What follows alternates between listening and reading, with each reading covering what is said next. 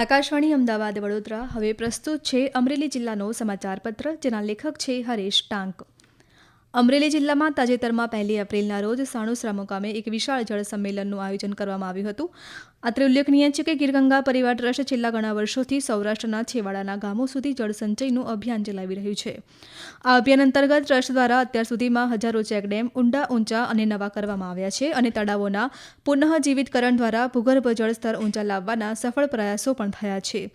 જલ હૈ તો જીવન હૈ તે મંત્ર સાથે ટ્રસ્ટના સ્વયંસેવકો સાથે રાત દિવસ લોક જાગૃતિનું કામ કરી રહ્યા છે. અમરેલી જિલ્લાના 85 ગામોમાં જળ સંચયથી હરિત ક્રાંતિ આવશે અને ખેડૂતો માટે સોનાનો સૂરજ ઉગશે. જળ સંચયથી આ વિસ્તારમાં જમીનના પાણીના તળ ઊંચા આવશે અને ખેડૂતો શિયાળુ, ઉનાળુ અને ચોમાસુ પાક લઈને પોતાની આવક વધારી શકશે અને જિલ્લાનો વિકાસનો ઇતિહાસ લખાશે. અત્રે ઉલ્લેખનીય છે કે અમરેલી જિલ્લાના કુંકાવાવ તાલુકામાં હાલમાં 45 જેટલા હિટાચી મશીનોથી જળસંચય માટેના કાર્યો થઈ રહ્યા છે, જેમાં હવે વધુ 85 હિટાચી મશીનોથી નવા જળસંચયના કાર્યોનો પ્રારંભ થયો છે.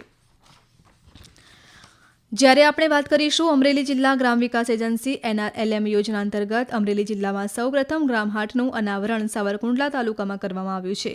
ગ્રામીણ મહિલાઓના સશક્તિકરણના ઉદ્દેશ્ય સાથે સાવરકુંડલા ખાતે ગ્રામહાટનું સાવરકુંડલા તાલુકા પંચાયત કચેરી ખાતે ઉદ્ઘાટન કરવામાં આવ્યું હતું. અમરેલી જિલ્લા લાઇવલીહુડ મેનેજર છાયાબેન, તાલુકા પંચાયત પ્રમુખ જીતુભાઈ કાછડિયા તથા મિશન મંગલમ યોજનાની ટીમ હાજર રહી મહિલા શક્તિને પ્રોત્સાહિત કરી હતી. ગ્રામહાટ એ માત્ર એક બજાર નથી, પરંતુ સ્વસહાય જૂથની બહેનોના હુનરને યોગ્ય પ્લેટફોર્મ પૂરું પાડવાનું એક માધ્યમ છે.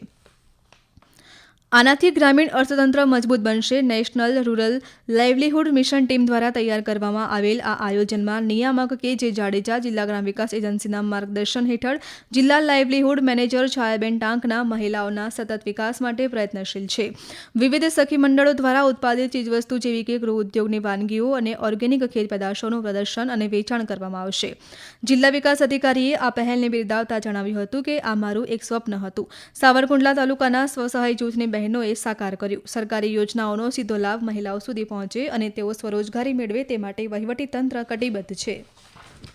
આગેવાનો અને ગામ લોકોએ ગ્રામહાટમાં રાખવામાં આવેલ સ્ટોલ્સની મુલાકાત લઈ બહેનો દ્વારા બનાવાયેલી વસ્તુઓની ગુણવત્તાની પ્રશંસા કરી હતી. પ્રથમ દિવસે બહેનોને સ્વ ઉત્પાદિત ચીજવસ્તુનું વેચાણ કરી કુલ 16,463ની કમાણી કરી હતી.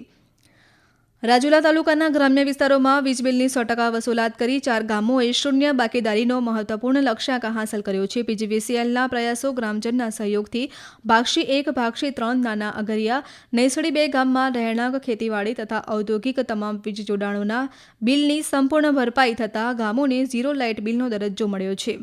રાજુલા તાલુકામાં વીજ બિલ ભરપાઈ અંગે જાગૃતિ લાવવા માટે ગામના સરપંચ અને આગેવાનોએ મહત્વપૂર્ણ કામગીરી કરી હતી, જેના પરિણામે આજે સંપૂર્ણ વીજ બિલની વસૂલાત PGVCL દ્વારા કરવામાં આવી છે. ગુજરાત ચૂંટણી પંચે ચૂંટણી જાહેર કરતા જ આદર્શ આચાર સંહિતા લાગુ પડી છે. આ સાથે જ રાજકીય પક્ષો સક્રિય થયા છે, જેમાં અમરેલી નગરપાલિકાની આગામી ચૂંટણીને ધ્યાનમાં રાખીને ભારતીય જનતા પાર્ટી દ્વારા એક મહત્વપૂર્ણ બેઠક યોજવામાં આવી હતી. આ બેઠક મોડી રાત્રે અમરેલી શહેરના જિલ્લા ભાજપ કાર્યાલય ખાતે યોજાઈ હતી, જેમાં રાજ્ય સરકારના ઉર્જા મંત્રી કૌશિક વેકરિયા અને પ્રભારી અભયસિંહ ચૌહાણ સહિતના અગ્રણીઓ ઉપસ્થિત રહ્યા હતા. સ્થાનિક સ્વરાજ્યની ચૂંટણીના પડઘમ વાગી રહ્યા છે, ત્યારે રાજકીય પક્ષો સક્રિય બન્યા છે. આ બેઠકમાં અમરેલી શહેરના તમામ હોદ્દેદારો, મંડળ સ્તરના જિલ્લાના હોદ્દેદારો, મોરચાના હોદ્દેદારો, સહકારી સંસ્થાઓ સાથે જોડાયેલા પ્રતિનિધિઓ, ચૂંટાયેલા અને ચૂંટણી લડેલા પ્રતિનિધિઓ, વિવિધ સેલ અને શક્તિ કેન્દ્રના સંયોજકો, બૂથ પ્રમુખો તેમજ ભારતીય જનતા પાર્ટીના કાર્યકરો હાજર રહ્યા હતા. બેઠકનો ઉદ્દેશ નગરપાલિકા ચૂંટણી માટે રણનીતિ ઘડવાનો અને કાર્યકરોને માર્ગદર્શન આપવાનો હતો.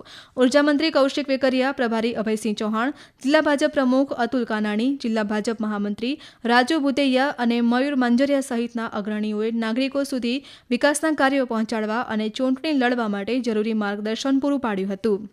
આપ સાંભળી રહ્યા હતા અમરેલી જિલ્લાનો સમાચારપત્ર, જેના લેખક હતા હરેશ ટાંક. આ પ્રસારણ આકાશવાણીના અમદાવાદ વડોદરા કેન્દ્ર પરથી કરવામાં આવ્યું.